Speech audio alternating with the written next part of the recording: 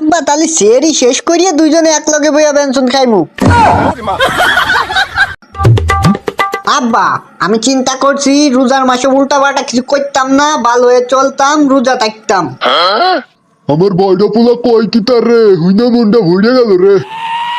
ভালো কথা চিন্তা করছোস রে বাপ, আই সেহেরি খেয়াল।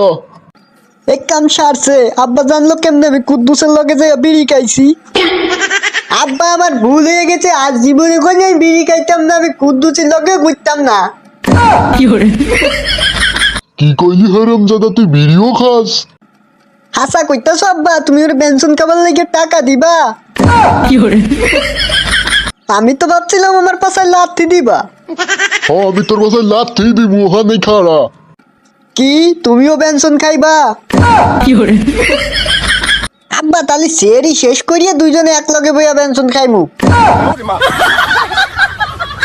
ওর লগে আমার বিড়ি খাইবার কয়। ওই চোখ কিনে আমার লাঠিটা লই আইতো। তুমি আগে কইবা না পেনশন না, তুমি লাকি সিগারেট খাইবার চাও। আকিস বিড়ি খাইবার পারি না, আমার লাকি সিগারেট খাইবার কয়।